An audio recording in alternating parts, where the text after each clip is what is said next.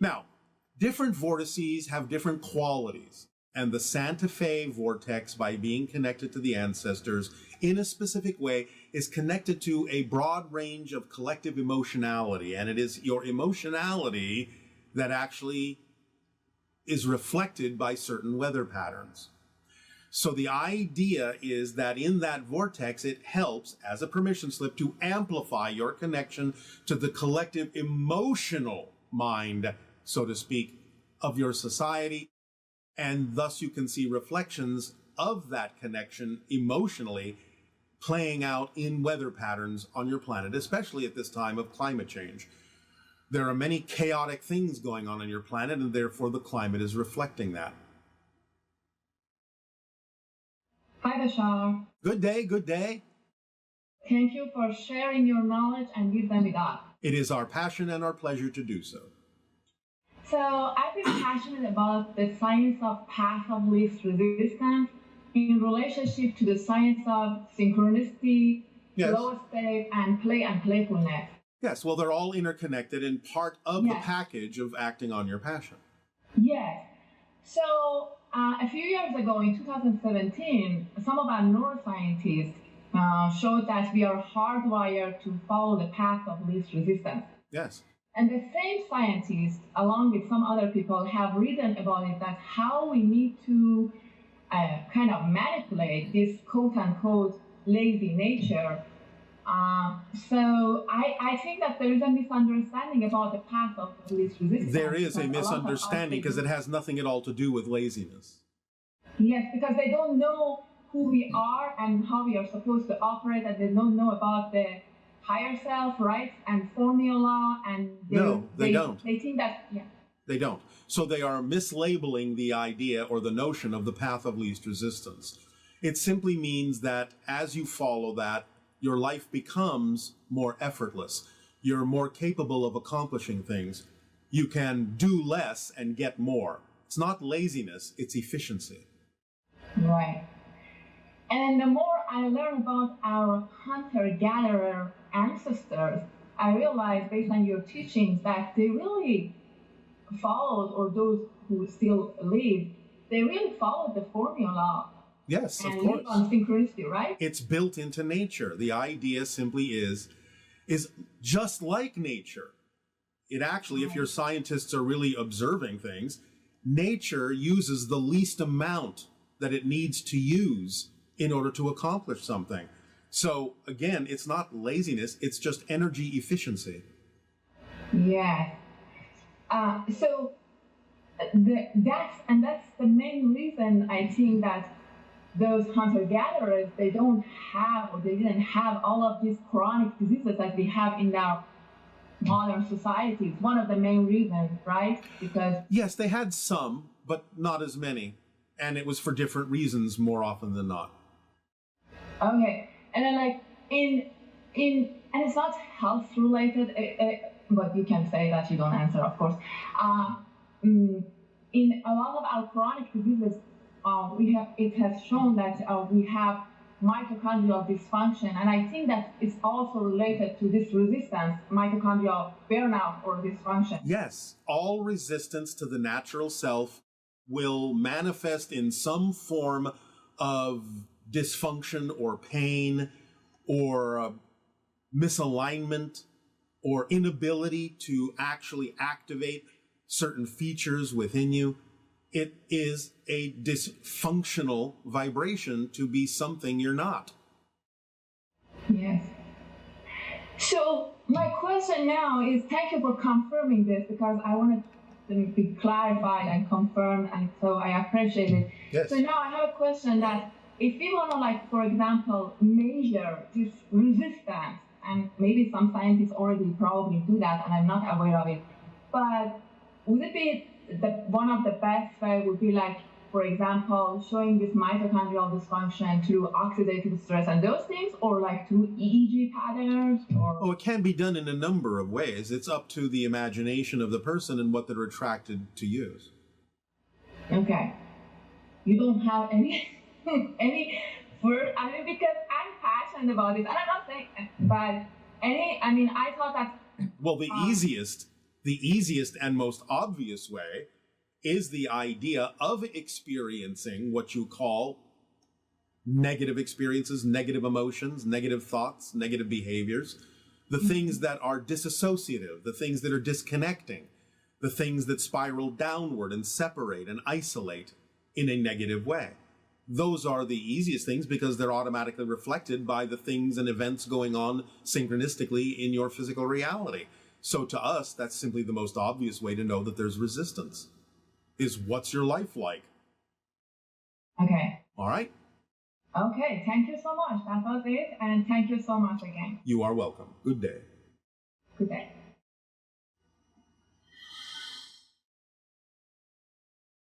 Hello, Bashar. Good day. This is Miguel from Puerto Rico.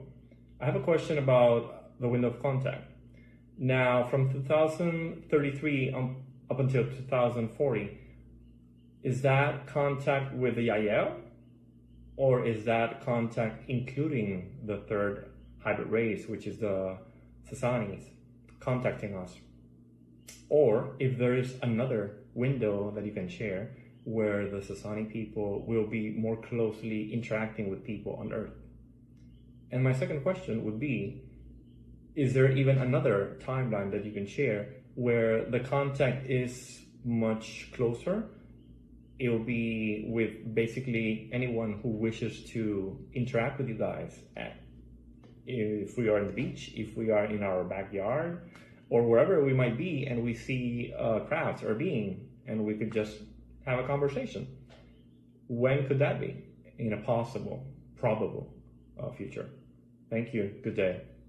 First of all, the timeline is not 2033 to 2040, it's 2023 to 2033 or 40. So that's a large window of time in which different kinds of open contact with different extraterrestrial beings can begin to happen slowly at first, probably in more isolated areas at first, until such time as your people get used to the idea and are more vibrationally compatible with the idea of open contact. Somewhere between 2023 and 2033, you will have open contact, not necessarily with the Yael first, but with another extraterrestrial being. But the Yael will be the first hybrid species to have open contact at the time when it is necessary to start bringing the children permanently to live among you on Earth. Sometime in that window, in those 10 years, 2023 to 2033, that process can begin, not end, but begin. Then, from 2033 to 2040, more likely that many other extraterrestrials, possibly including ourselves, will be able to interact with you along with many other beings. Certainly by 2050, you will have met many different extraterrestrials, including many members of our society, most likely. But the probabilities are always fluctuating a little bit, therefore we cannot be absolutely precise, because we will have to see where you are at any point in that window to determine what is appropriate for that particular moment. Hi. Good day. Thank you so much for talking with me today. It is our passion and our pleasure to do so. Thank you as well. I'd like to talk about a situation I have where I am highly sensitive to sound, hypersensitive to even small sounds. I'd like to know first what the origin is. I think my mom had the same situation, the same challenge. All right. Again, this to some degree is connected to a health issue, so we can only give you so much information. But what we can say is, as we perceive your overall vibration, the patterns of stress that you have in the past created in your life that lasted a long time have affected the nervous system in that area in a way that has stripped its buffering mechanism away to the degree that you are now hypersensitive to all vibrations that are sonic. So does that mean that as the stress I'm currently experiencing subsides, then this might be alleviated? If you can alleviate all the stress in your life by changing your outlook, your perspective, and your belief systems on every situation where you choose to experience stress. It's possible by the inclusion of certain substances within your body that are natural that you can rebuffer your nervous system so that the sensitivity will diminish. Wonderful. Thank you. That's very helpful. All right. I recently had an experience where there was banging on my wall between my bedroom and my office, and it didn't come from my neighbor or any source that I could detect. No, it came from you. It was from me? Yes, another aspect of your overall consciousness attempting to get your attention at that particular moment so that you would focus on different things. Because my internet went out right after that. Again, that's not unlikely when you are dealing with a surge of consciousness energy. It can affect electronic devices. And again, shutting down to get you to pay attention to other things. Okay, thank you. Yes. Can you clarify the difference between hope and expectations? Well, again, there may be many interpretations of this, even among your own people. Hope is a state of being that can be used in a positive way to remain in a positive state and fulfill the fourth requirement of the formula. In other words, remaining in a positive state so that you can gain the benefit of things. So hope as a state of being can be equivalent to that idea.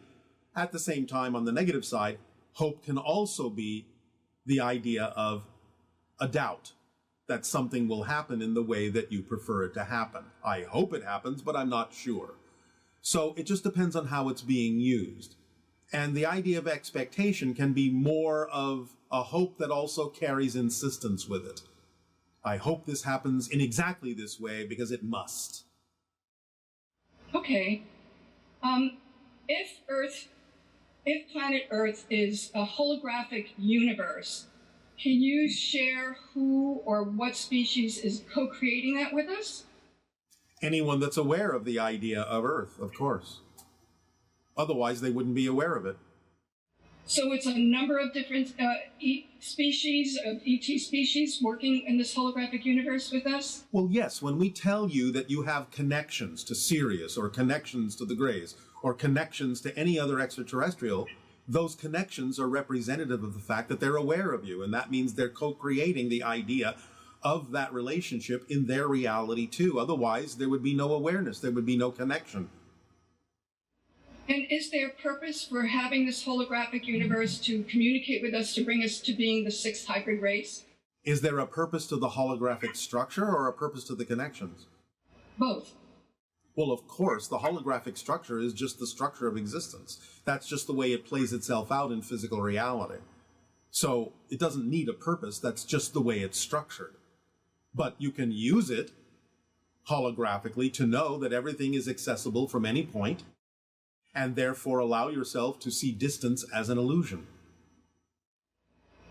You mentioned recently that there's a mothership not far from our planet right now. It's not a mothership, it's a space station. Space station. Is that involved in this this experiment or this? I suppose you're missing the point here. Anyone that is aware of the idea of Earth is involved in the co-creation of the reality that you're experiencing by being aware of extraterrestrials that are aware of you. Is that not clear? No, I got it. I understand. All right. Thank you so much. I'm grateful. Thank you. Good day. Good day. Hi, Bashar. I have some questions about Christina von Rijn, the Swiss girl who is born with an expanded state of consciousness and is constantly in communication with source energy on all levels. So I was wondering if Christina is one of those few people who truly embodies, who truly is unconditional love. And then I've got another question regarding her body, because she makes this amazing discoveries, like her body is able to blend in with the background, those kind of things. So it makes me wonder about who she truly is. Is her body truly human, or is she a hybrid or something else? Thank you. Bye-bye. First of all humans are hybridized. And therefore, some people may be willing at this point, or able at this point, to tap more strongly into those hybrid genes in a way that will allow them to expand their senses and do things that others may not be able to do, that might seem unusual, but are simply representative of the abilities you all have if you would in fact learn to tap into that genetic structure that's connected to the cosmos in the same way. That's all we will say about that at this time. Good day, Bashar. Good day, good day. It's always a pleasure to speak to you, so thank you. And you as well. It is our passion and our pleasure. So thank you for those sharings. I'm always, for some reason, still amazed at the synchronicity at what you talk about and what I'm interested in discussing. So, all right. If it's fun for you to be amazed, you may continue to do so, even though it becomes something more common in your reality experience. Yeah. It's a good place to be. So with that in mind, I've been placing more of my attention and focus on this idea of the Earth and climate change as one way to look at it. Yes. And some of the things you've mentioned about these layers bring up some questions about, I've been drawn to study more of this topic, and I'm reading stories of what some people are doing to the Earth or extracting from the Earth, that maybe their relationship to the Earth is not one of, it's not symbiotic. Yes. And one of the thoughts that came to me is that there's this denial that there is something that is negative about that action, and that it's a denial of oneself. Yes, of course, always. And so when you talk about these layers, and specifically the thing that came to my mind was the archetypal layer, is it on the one side, the positive side? For me, when I read these stories, I have a negative response that makes me want to do something positive, but yes. At the same time I need to, or not need to, but those stories are not happening in my reality, but they're still causing me to want to do something different. Yes, there is always the importance of taking an action that is representative. When you see something that you don't prefer, take the action that is representative of what you do, because that's what navigates you closer and closer every day to shifting into the version of Earth that you prefer to experience ultimately. And I think that's where I'm maybe tying some of what I've heard from you and from Abraham, is that what I'm trying to now focus on is I'm seeking out the positive things. I'm looking for people that are trying to make a change, stories that celebrate how we can reconnect with the Earth. Yes. And at the same time, I guess I should be mindful not to invalidate these other stories that may come across, I might perceive as negative. Yes, you can observe them neutrally and recognize that they're negative without necessarily invalidating the pathways that people are taking, because they may have to learn things in a very different way. And if you invalidate it, then you take away, in a sense, your ability to see that they're actually capable of learning something in a positive way from it. Okay. And so the collective shell, yes. which is this, I guess, embodiment of these bigger energies that we have named in different ways. Maybe I'm kind of making strange connections here, but I realize that just being in a place of gratitude, reading yes. something about an amazing forest and how they all connect and communicate with each other without ever having been there or experienced it, I have this sense of gratitude, and I wonder if in a way I'm connecting with some of these shells because of the energy that they represent. Yes, of course. But again, that doesn't take away the ability to take actual physical actions as well, mm-hmm. which then anchor them into your reality. Yeah, it's that's something that I'm also exploring, is what actions can I take? Well, it's very simple. You can very simply start some action that is representative of the restoration of the natural balance of your planet. I mean, if nothing else, go plant some trees. Yes. And one last question on this is, I think part of these different layers is the idea of even being aware of them. I think there's a yes. not seeing as such. And I thought was interesting is that we're putting these things into the environment, whether it's nitrogen into the water or carbon dioxide into the air, and they are invisible to most people. And I thought that was interesting in that we don't see the cause, but we see the effect. Yes. Generally. Yes. Well, just like in the manifestation of your physical reality, you're not always aware of the belief system. Sometimes your beliefs, being unconscious, are invisible to you, but you always see the effect in physical reflections. So we are seeing the mirror, the reflection of whatever the actions may be, whether they're ours or someone else's. Whatever the choices are, always has a reflection. Yeah. Okay. So it's not so much about, because part of me wonders if as we move into higher frequencies, whether we would actually be able to perceive those things. Yes. You would be more aware of what is invisible to you. You'll become transparent to yourself with regard to your belief systems, and you may actually have your senses extend to the point where you have some kind of visible energy representation of things and elements that are invisible to you now. Yes.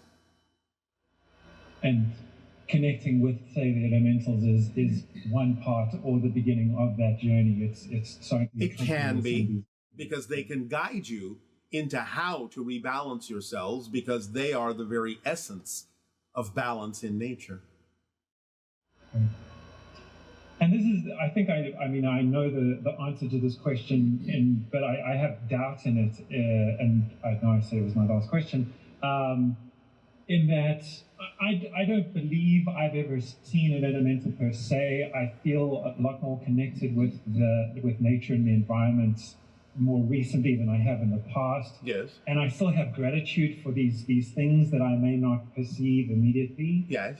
But I guess there's a part of me that wishes that I were able to have an experience that I could say I truly believe or saw. All right. Something along those lines. Well, again, it's more likely when you actually balance all the energy within yourself by taking the actions that are actually representative of the energy you say you prefer, thus allowing all levels of you to work and move forward in balance. Then again, by following the formula, you raise your frequency and make it more likely to allow things that are invisible to you, including beings on different levels, to become visible to you. You don't have to insist on it, but you do have to take the actions so that you can move forward in a completely holistic, balanced way in order for all those levels to be more perceivable to you. So the paradox is you have to take more physical actions on the energy you prefer in order to see the non-physical things more clearly. And would choosing not to share this aspect of myself with those around me be a way of getting in the way of that alignment? It depends. If it's not appropriate to share something with someone you know simply doesn't think that way or believe that way, it's not about trying to convince them, so it's not like you have to share. But the idea is to make sure that you are moving forward towards something rather than avoiding something that is actually something that could help you. But you have to make that determination yourself. What's appropriate and what's not. Bashar, as always, thank you so much. Much love. You are so welcome. Our unconditional love to you as well. Good day, dear Bashar. Arthur here. We are tapping into what we are the vibration of, as everything is here and now. And I understand that each and every one of us is that permission slip in and of itself. Could you please share with us the mechanics of storing energy outside of yourself in order to be able to access it then later at any given point in time? Thank you very much. Ha, Atu, and Aveo. There is an electromagnetic field around you made of spinning electrons. You can, in many ways, and do in many ways, store energy slightly outside of your physical form there and can draw upon it later when you become more aware of how to make those electrons spin harmoniously, when they spin at the same rate all the time. Then they can act as a kind of a dynamo or a wheel, in a sense, that will store energy that you can tap into at another time. How are you doing, Bashar? Perfect, and you? Perfect. All right. A couple questions for you. Yes. So my first question is that, in general, I'm living a very passionate life that I very much enjoy. There are a few aspects of my job that I sometimes wish were different, and sometimes I get frustrated when thinking about them. Can you make them different? What was that? Can you make them different? I think so. That's sort of what I'm struggling between. If I should attempt to change them, kind of push and change them, or if it's something that I need to sort of live into fully in order to transcend. Well, again, yes. And again, you have to be honest with your self-examination. Are you the one dampening the excitement that could be in those portions of your job because you have certain belief systems that are not allowing you to figure out how to do them in a more exciting way? Or are they truly not representative of your excitement and can't be altered in any way, shape, or form according to the parameters of the job that would actually be representative of your excitement, which might be a clue that this isn't overall the job for you. So you have to make that determination within yourself, but always check with yourself first to make sure you're not the one dampening the excitement when it could be something exciting if you can open your imagination and do it in a more exciting way. So, yeah, okay. So, it would, if it's something that I can't immediately change in my current, for the most part, I love my job. It's a small aspect I wish is different. And it's something I foresee I likely am going to need to be doing. What would your advice? Well, what is your job? I'm a high school teacher. Yes. And part of I work at a boarding school, and part of my job is that I have to coach certain sports. And there's a sport that I'm coaching this winter with an individual who I don't particularly enjoy working with, and there's elements of that specific part of my job I wish were different, and it's looking like I might not be able to change them. All right, and why don't you enjoy working with that individual? He's just much more intense than I am, and I would define him maybe as slightly angry and irritable and just energetically. I get along with him, but I get a feeling inside, like I almost wish I was doing it on my own rather than with him. And then all right. Is there not something you can do in your interaction that can help him raise his frequency? Can you not, in a sense, be disarming with him? Yes, I certainly can, and I guess that's kind of what I'm trying to sift out right now is like what's the best way for me to step into this role. All right. Well, I'm not saying this has to be it, but you could open up your imagination and think of a number of different ways you could interact with this individual. First and foremost, of course, not taking the irritation on yourself because you're creating that within your own energy. So the idea is you can attempt some experiments to adopt different aspects of your personality when interacting with that personality to become someone a little different than you are and approach him in a very different way that's more disarming. You may use humor to disarm the intensity of that individual. You may use some form of wisdom or sayings to disarm him, but the idea is to maintain your true personality so that you do not lower your vibration to match his, which is what causes the struggle within you. You have to approach this as if it doesn't affect you at all. You can look at this individual in a number of different ways, and we would suggest that you explore doing so. Step outside the bounds of what you think your personality is and see what else you may be able to become to interact with that individual. Become a little bit more like a chameleon and shift in whatever way allows you to feel the way you prefer to feel while allowing a portion of your personality to interact with him in a different way that may allow him to let go of the irritations and anger that he may be experiencing. And you can also have heart-to-heart with this individual if you haven't done so, to let him know how it is he may be coming across, which he may not even understand. Have you had a heart-to-heart conversation with this person? And to be fully clear, like, he's just one aspect of it. The other aspect... I don't care. Don't avoid the question. Have you had a heart-to-heart with this person? No, I have not. Why not? What are you afraid of? I guess it just didn't. Do you remember that we have said that communication is one of the forms of abundance? Yes. This is exactly why.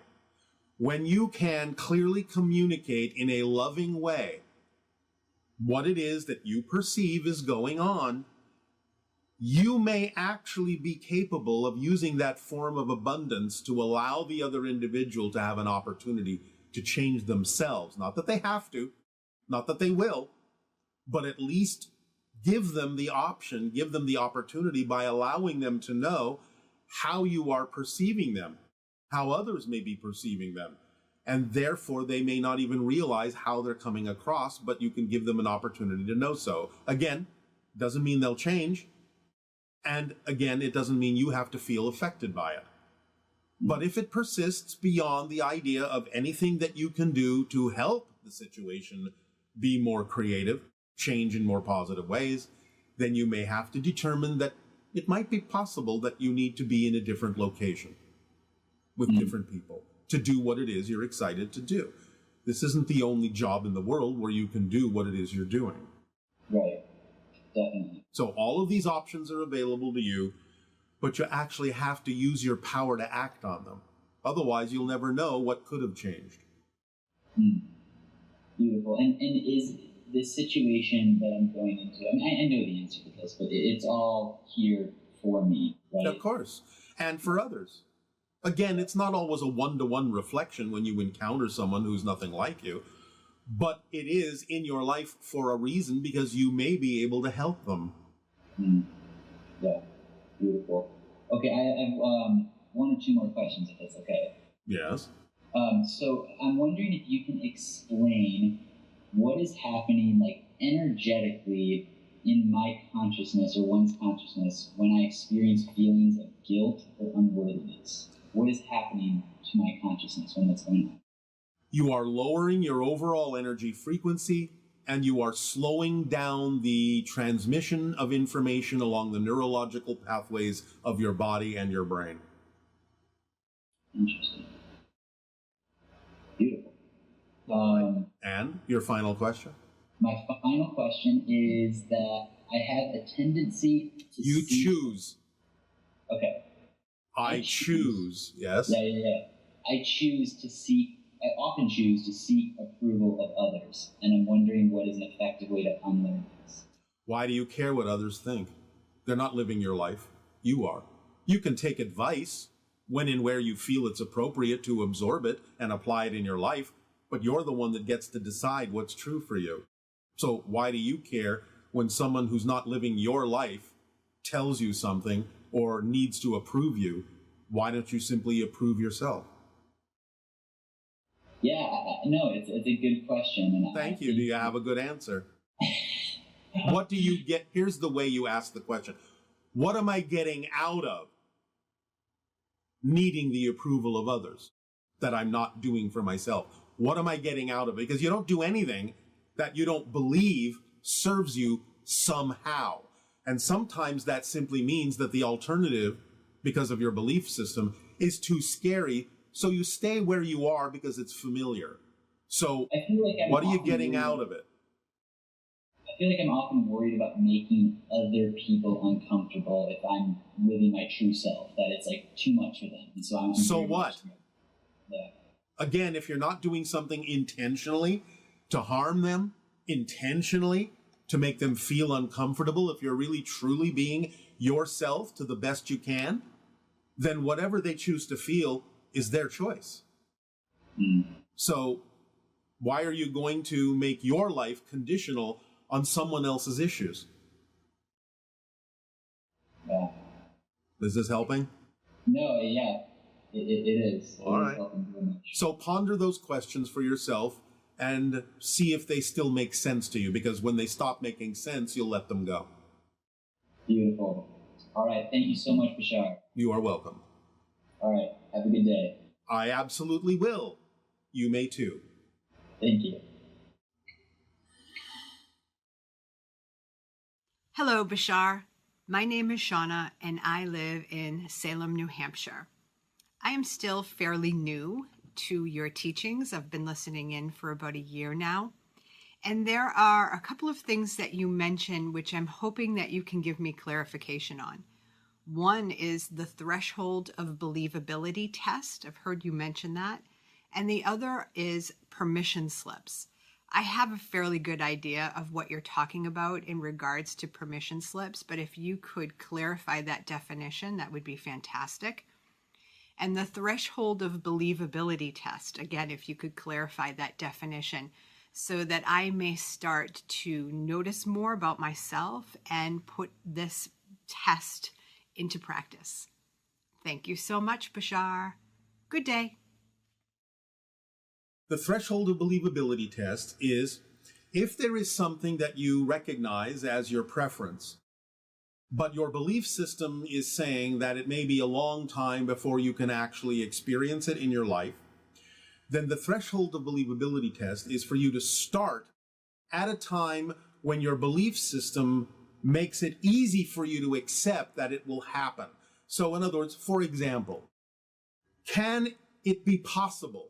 Can it be probable for this thing to manifest that I prefer in my life? No insistence, though. In 20 years, if there is absolutely no hesitation whatsoever to say, yes, I absolutely know for a fact that it's possible that 20 years is more than enough time for something like that to manifest in my life, then you go down the scale.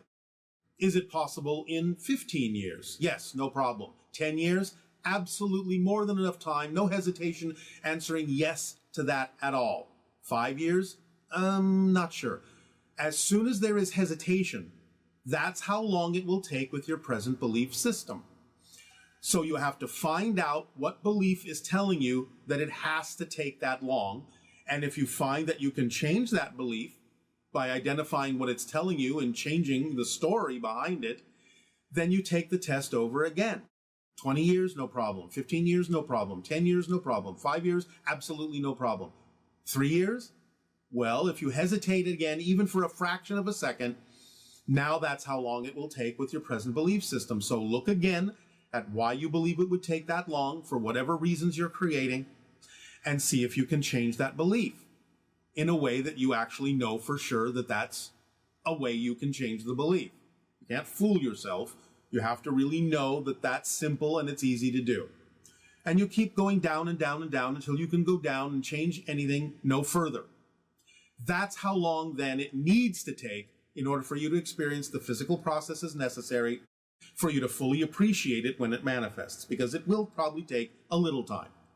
Some things can happen more instantaneously, but in most cases you will need a process so that you learn what you need to learn so that by the time that thing happens, you'll be able to handle it in the best possible way that serves you.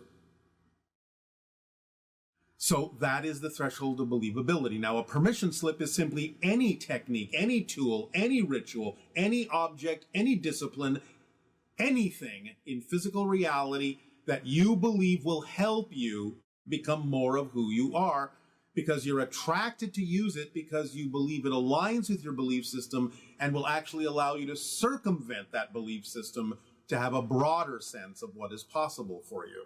So if you're attracted to ideas like astrology or a crystal ball or tea leaves or anything like that, or a particular religion or what have you, or an object of any kind, it's because you believe it will help you do what you need to do to make the changes that you need to make. Now, of course, you're making the changes. The belief system and the permission slip, in that sense, are working hand in hand to make it seem easier to accept the change within yourself, but they're not actually doing it for you, the permission slip. It's just a way of saying, with this assisting me, I believe I can change. Ultimately, you realize you are the actual permission slip, and you can change in any way, shape, or form that you prefer to at any time without necessarily needing a ritual or an object to make it easier for you to do so. Hello, Bashar. And you good day. What is your story? My name's Kelly. I'm 22. Oh, all right. That's part of your story? Yes. All right. This is a story about Kelly, 22. And what is Kelly's story? And It's a very emotional story. What is it emotional about?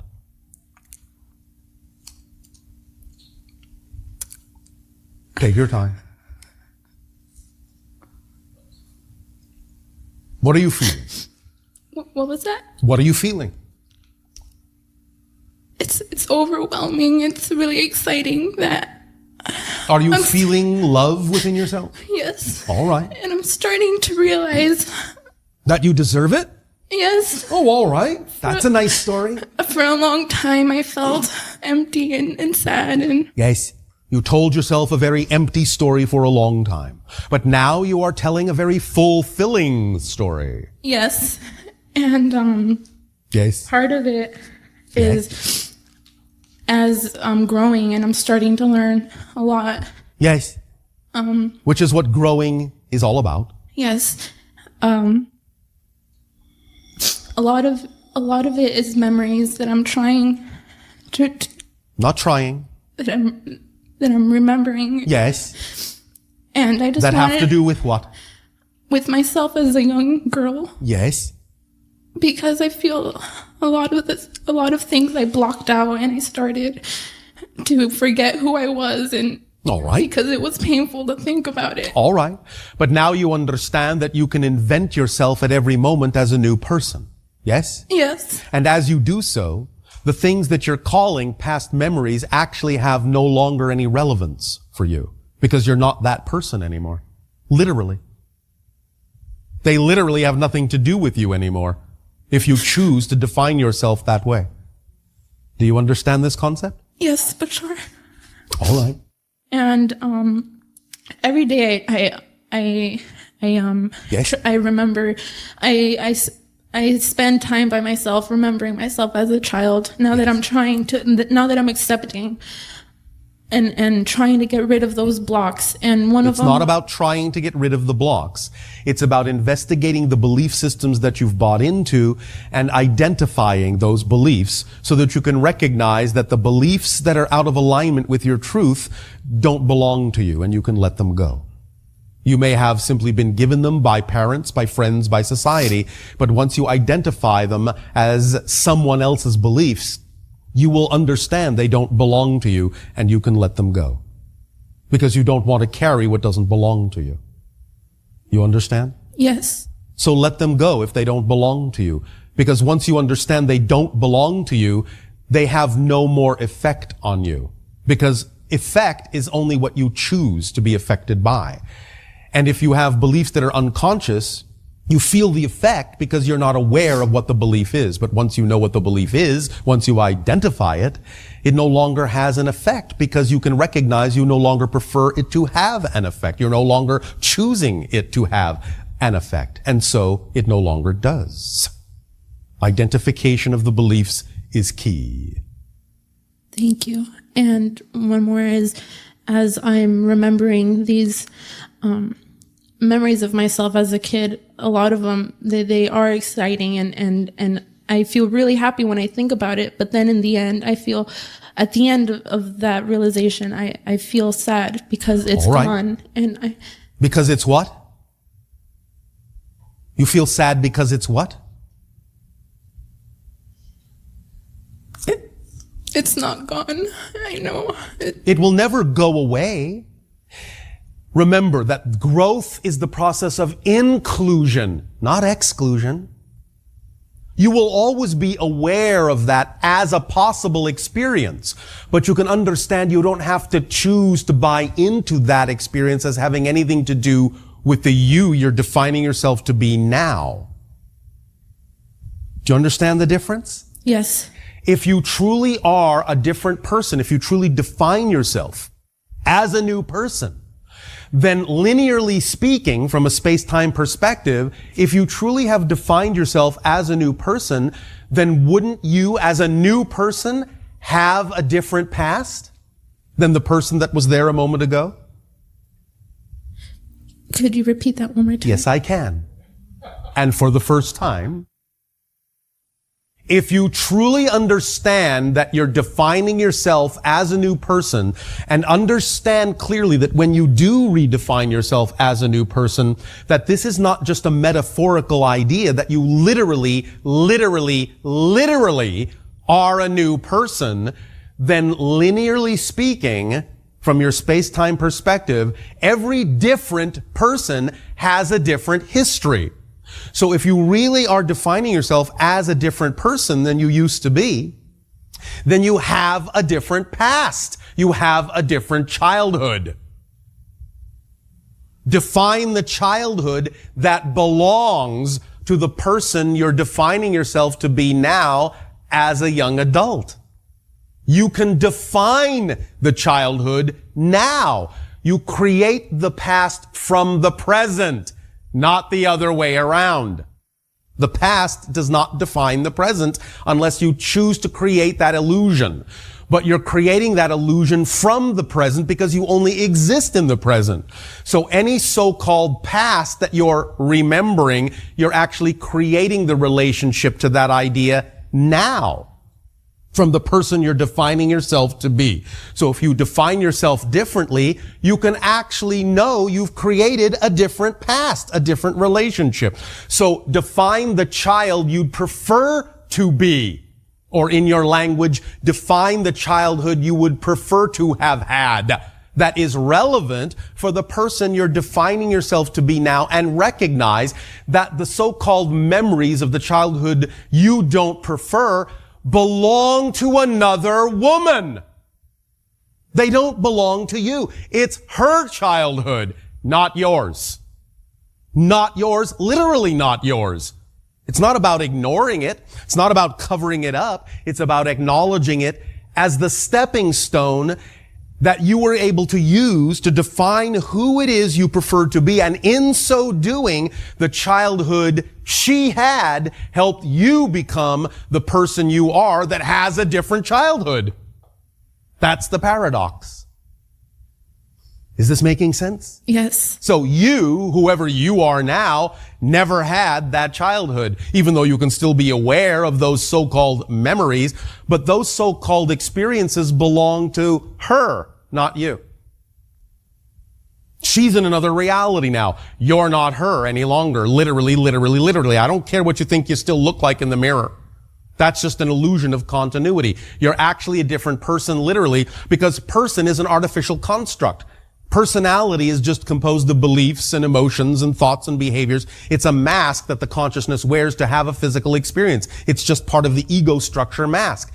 Personality, when you change anything about your beliefs or your feelings or your behaviors or your thoughts, you actually change the person, literally, that you are. Even though you think you look the same, you're actually not the same person. You just look similar to her. That's all. Similar, because you're creating the sense of similarity. But in fact, as many people on your planet have already experienced, when you change yourself enough, when you know you've changed yourself enough, you can actually look so different, because you really are a different person, that some of your quote-unquote friends may actually not recognize you. Who are you? Oh, I didn't recognize. Why do you look so different? Because I am. I am a different person. Now, you have maintained a connection with those people in a manner. You've co-created a reality together with those friends so that you're interacting with a version in your reality, a version of those friends that contains the ability to recognize the difference. Were you to simply not need that experience, then you would simply be capable of changing enough. I'm just talking about a possibility here. You would be capable of changing your appearance to match the differences within you enough so that any of the people that the old person used to call friends would actually literally not recognize you when you walk by and wouldn't even say you look different. They just wouldn't know who you were. But you don't necessarily want to create that much detachment, so you maintain the idea of the version of them that will recognize the difference, but will also show you that you really have changed. You can use the friends as a reflective mirror in that way to prove to yourself you really are a different person by having them reflect to you that they almost didn't recognize you. Yes. You understand? Yes. But you really are a different person. Literally. Take me literally. This is not a metaphor. Yes. It's not an analogy. Everything you change, every time you change, changes everything, literally. You are in an entirely different parallel reality as an entirely different person, if that's how you choose to define yourself to be. And you can know that whoever was here a moment ago, whoever she was, wish her well, bless her, give her unconditional love. But those memories of childhood are hers. They're not yours. Does that help you? Yes. And one more thing. Yes. Part of my story. Yes. In my dream state, Yes. I have a reoccurring dream. Yes. How exciting. And Do share. Yes. Do you need a hug? I'm at the ocean and Do I'm you need a hug? yes. I don't. Somebody give her a hug.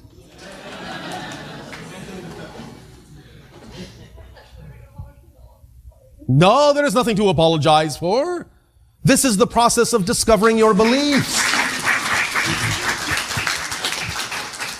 You see, you have been bold enough and strong enough to choose an event, an experience called experiencing a lot of emotionality so that I may recognize through these emotions what I believe to be true. Very bold, very strong, very exciting story. I'm on the edge of my seat. And so is the channel's body. Okay. Thank you. And so this reoccurring story is what? I'm at the beach. Yes. And I see this tidal wave. Yes. And it's coming. Yes. Yes. I usually it varies. Yes. Sometimes I feel really scared and I paralyze. Yes. But then the wave lands on me. Yes. And I just float with it. Like I feel like I'm gonna Yes. get hurt or something. But I go along into the wave. And what happened then? And then I wake up. And then what happened? Don't you hear that a lot in stories? And then what happened? Yes. How exciting. And You I'm understand the symbology archetypally for yourself? That's what I'm trying to understand because sometimes Water represents emotion. You said you're overwhelmed by your emotional feelings, the tidal wave. But if you go with the flow, you're all right. Your emotions can't smash you if you go with the flow. You won't be overwhelmed if you go with the flow. You'll be fine. Thank you. That's the story of the tidal wave. Does that help you? Yes.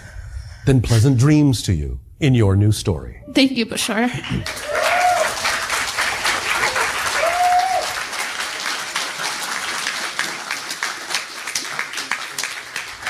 My, what a loud story. Hey, Bashar. And to you, good day. What is your story? First, I have a story of gratitude to you and your family. Our story of gratitude to you as well. Thank you. In my story, I know I've chosen the theme of soul awakening. Well, that's true of many of you, actually. Yeah, well, yeah, but your version of it is your story. Yes. All right. Congratulations. And many other versions are here. Yes. Congratulations on such an exciting story choice. Soul awakening. How does it go? How does this story go for you? Well, I'm still expressing gratitude. It's still a story of gratitude. Oh, all right. Thank you. To finding within myself, because I know you are within myself. Yes. A great mentor and a true friend. As you are to us. Remember, you're mentors to us as well. Yes. I've also attracted myself in this story. Yes. To information about whom we on this earth call masters. Yes. Not masters of limitation. Well, yeah, they would be masters of limitation because they have mastered themselves and limitation. All right. Yes. They talk about Neptune and...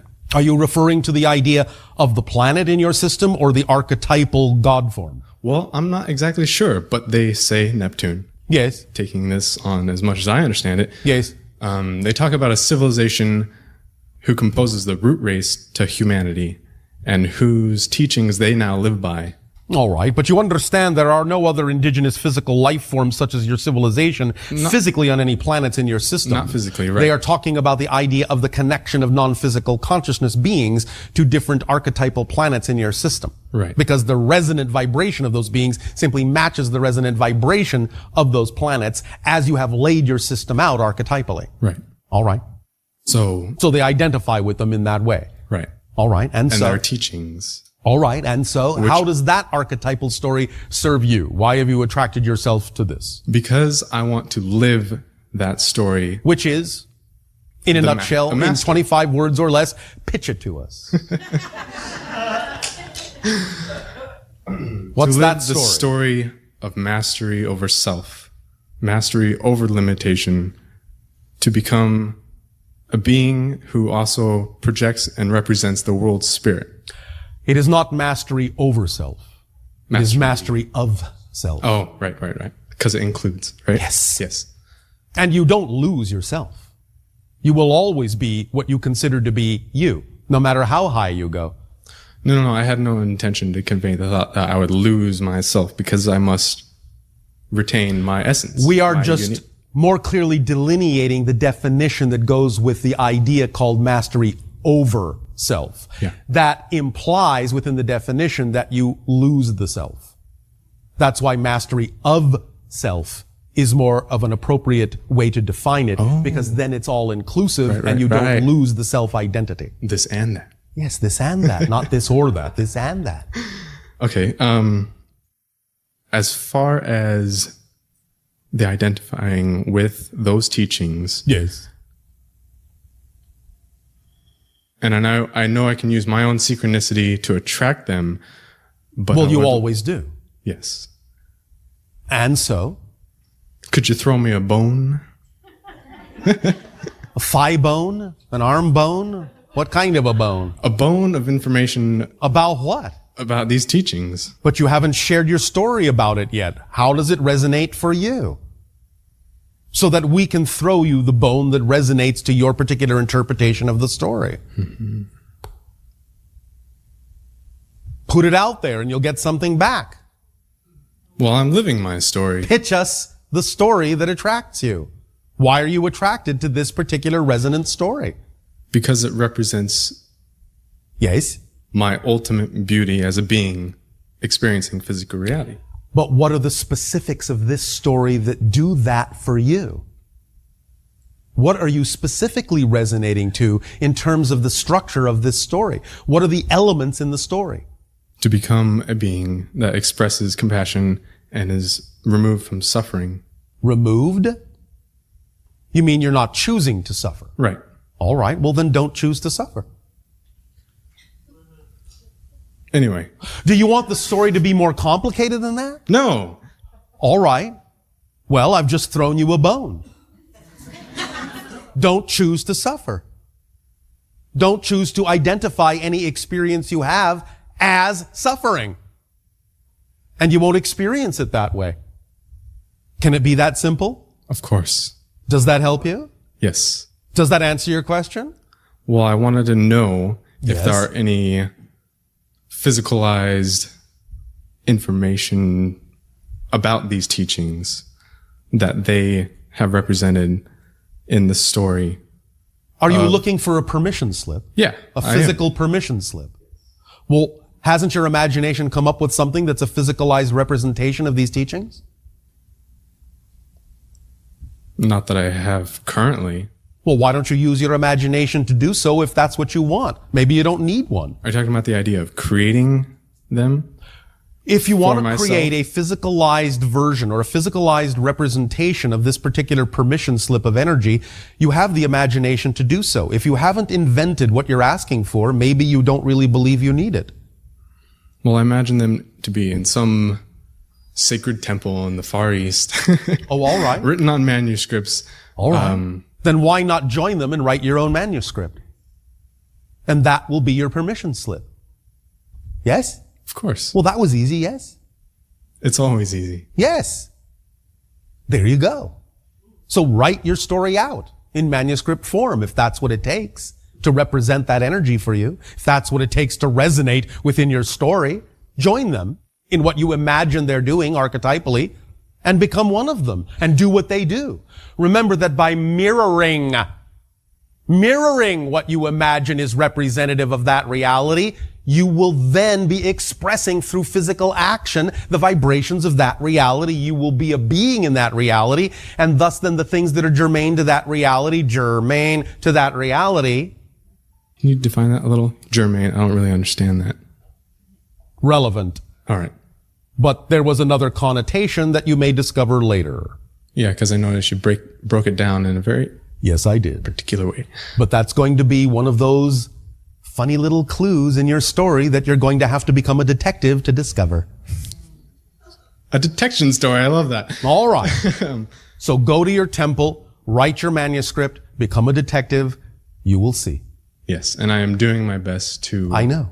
All right. That's all you need to do. Thank you. Thank you. Teacher. We love you.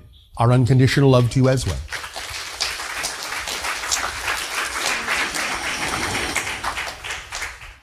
Good day. Good day to you. I don't speak English very well. Neither do I. Okay? I come from Brazil and I live in Barcelona. All right. And all my life work with spiritually, but my channel don't align correctly. What do you mean? Because I don't, my being don't speak the language the people understand. It doesn't have to. The idea is I'm not speaking any language at all. I'm sending thoughts through a person that is programmed with a language. So it's only going to come through a person in the language that person is programmed with, unless something about their belief system will allow them to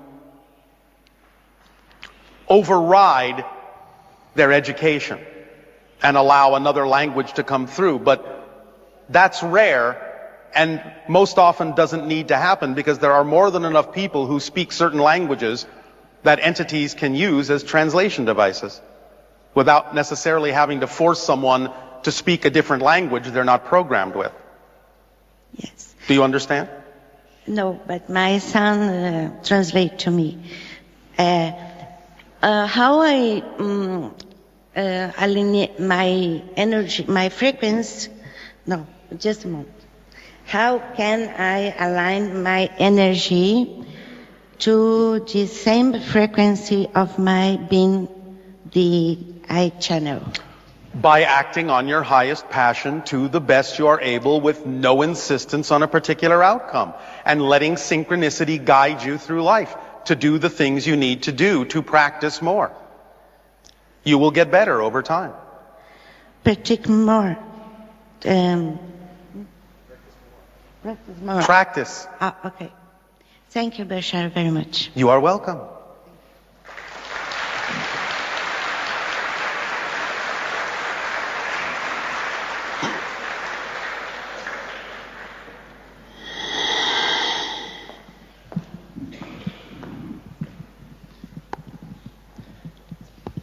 Hello.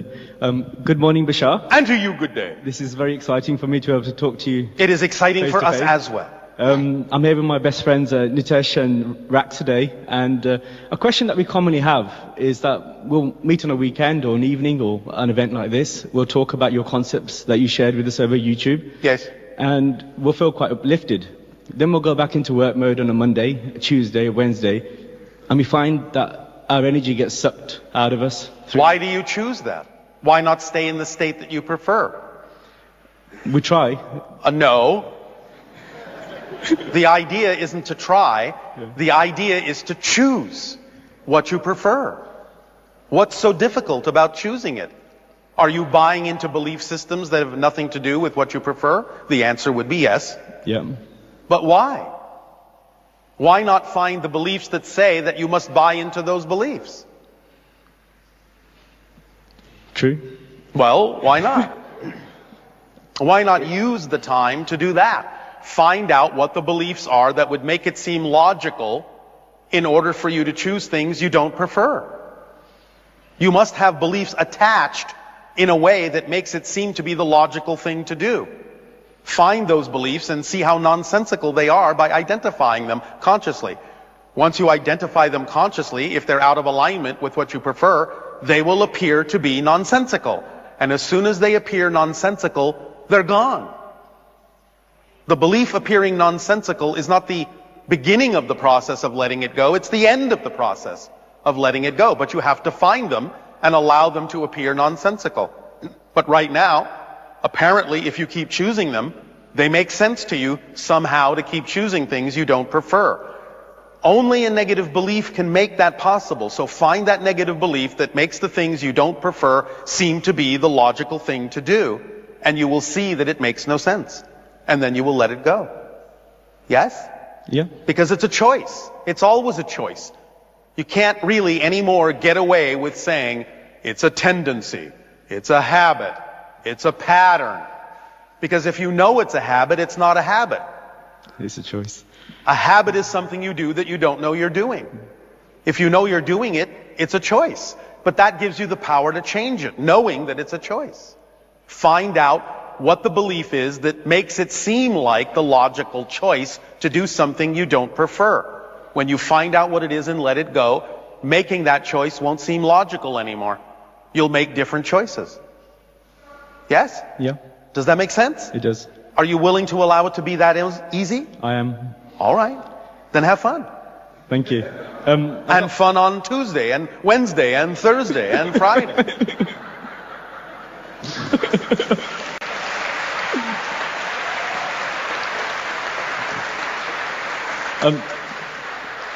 Oh, it's Tuesday now. Oh, it's Wednesday, that's even worse. It's up to you.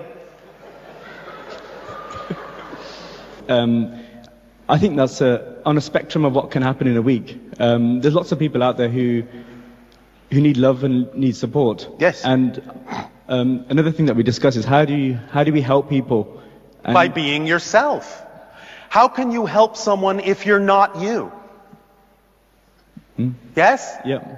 You have to be yourself in order to actually be of assistance and service and support to others. If you're not supporting yourself, if you're not who you really are, you can't be of any help to anyone because you're not you. Make sense? Yeah. So just be the example by being yourself, and then you will know what to do. And by the way, everyone is always supported. You are never not supported. It's just a matter of whether you are supported in your negative beliefs or whether you are supported in your positive ones, because creation won't contradict you. If you buy into a negative belief and you believe that that's true for you, creation's going to say, okay, I will unconditionally support you in buying into that negative belief. But if you change your mind and make a different choice and say, now I prefer to buy into the positive belief, creation will also say, okay, I now support you in your positive belief. It doesn't care what you choose because you have free will. It will support you unconditionally. So the power, the freedom to choose is in your hands. Creation will never contradict you when you make a choice. It will only support you in the choice you've made, positive or negative. Make sense? Yes, it does. Does this help you? It does. Thank you. Thank you. Thank you for your time.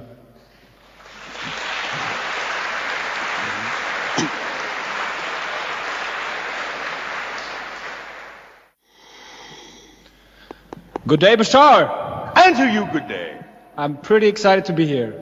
We are very excited that you are there. Great. Bashar, you're really awful. Full of awe. Exactly.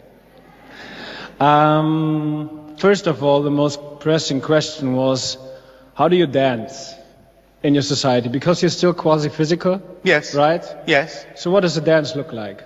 It depends on the person and how they feel they wish to move. Mm-hmm. Okay. There's no real structured sense of dancing.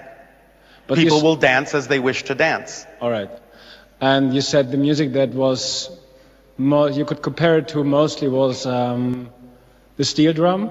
It's very, very simple. Mostly it's percussive. There is some wind. There is some string instruments. but it's very simplistic to you.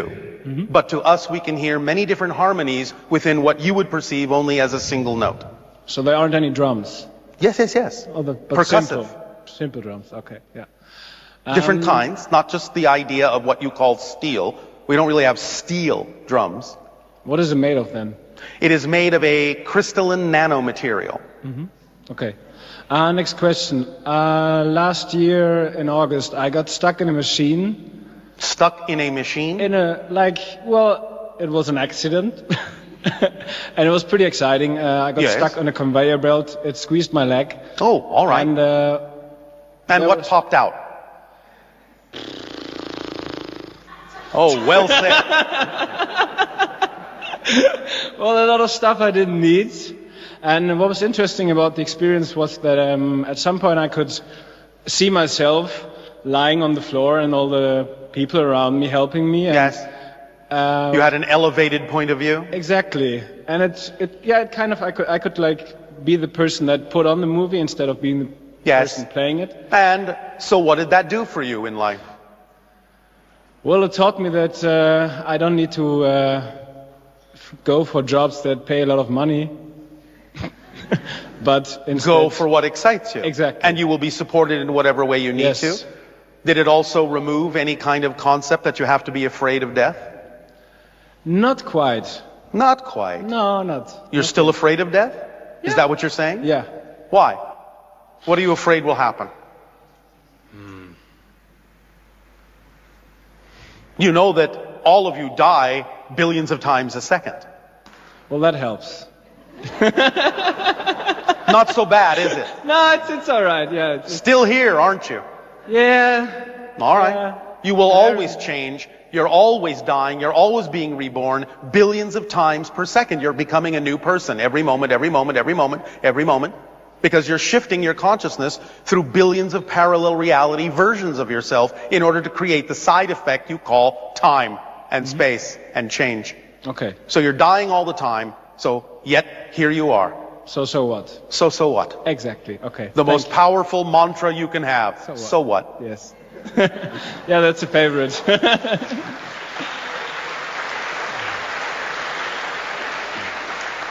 Does that help? It does help, yes. All right. Talking about mantras, I'm following my excitement now, and in about 3 weeks I'll fly to India. Oh, all right. Go to the Himalayas. Yes. And is there anything you want to tell me about that? Have a good time. No? Okay. Discover more of yourself. Yes. Yes? Yes.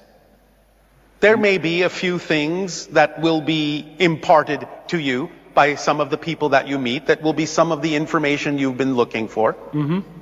Yeah, I have a feeling there are some people that want to meet me. Yes. Like looking at the clock and like... Yes. So have fun. Yes. One more question?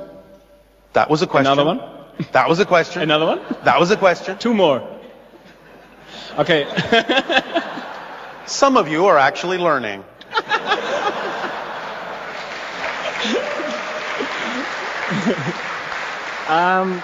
So last year I was traveling to Rotterdam with a friend, and I looked out in the train, and I looked outside the window, and there was a thing in the air, and it looked like the ship. A thing? A thing, yes. Well, what did the thing look like? Like an Independence Day, the ship. And I know you're keeping schedule of all the ships that are flying around. So, do you know anything about it? No. Okay. Thank you. Thank you.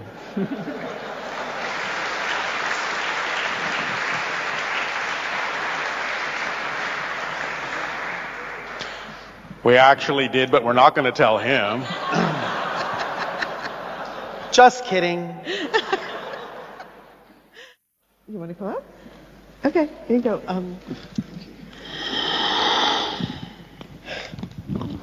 Hello, Bashar. And to you, good day. For my profession, I'm an electronic and audio engineer. All right. And I have a major passion for Tesla and Tesla technology.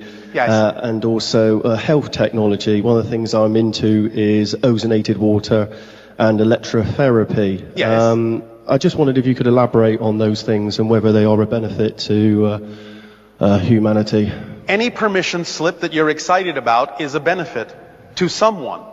So the idea is, always understand that all tools, all techniques, all rituals, all objects, no matter in what form they may be created, if they are exciting to you, if they are an expression of your excitement, they will be a benefit to someone. They may not necessarily benefit everyone, but they will be a benefit to someone, because if it's a gift you have to give, there is someone waiting to receive it. Okay, I thought you were going to say that. Would you how psychic of you. Brilliant. Would you be able to elaborate a little bit more on my interest actually on Tesla and the connection there? Because I've been told by a medium I have a connection there, but I'm not quite sure what that is. Well, you're making a connection, just like anyone. When you are passionate about something, you will make energetic connections to other beings that you are aware of, or even some that you're not aware of, that may be similarly focused, and therefore you can download energy and information from them to assist you in exploring the theme and the passions that you're following in this life. So you make whatever connections you need to help guide you and propel you forward on that path. Brilliant. One final question. I wanted to know, do I have any hybrid children? Not directly in the way that you mean it. You are involved peripherally in another way that has to do with certain educational things, but we won't go deeply into that right now for a variety of reasons that I can't go deeply into right now. I understand. Thank you very much. Thank you for your time.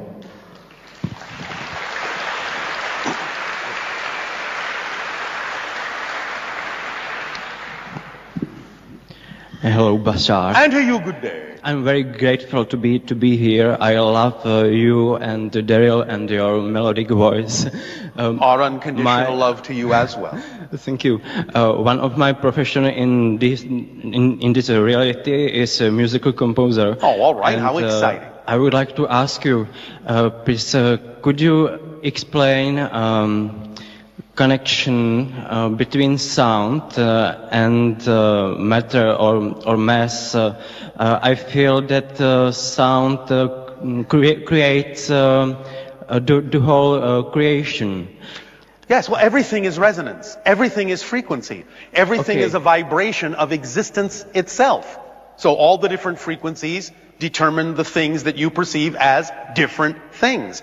It's all made out of the same thing. It's all made out of consciousness. It's all made out of existence. It's all one thing. But the different vibrations, the different resonances, the different frequencies within it create the appearance and the experience of different things, including the concept of sound and light.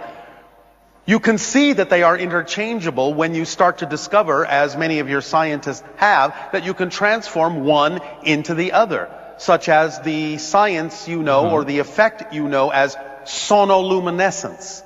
You're familiar with this? Where sound is used to create light. Light? Yes, it's called sonoluminescence.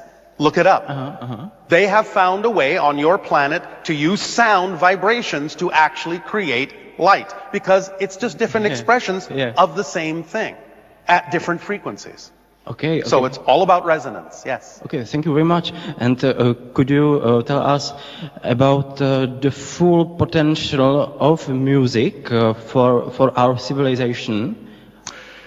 Well, there are many ways to express it, of course, and different individuals may need to experience it in a variety of different ways according to their belief systems, according to the themes that they're exploring, and the path that they are on.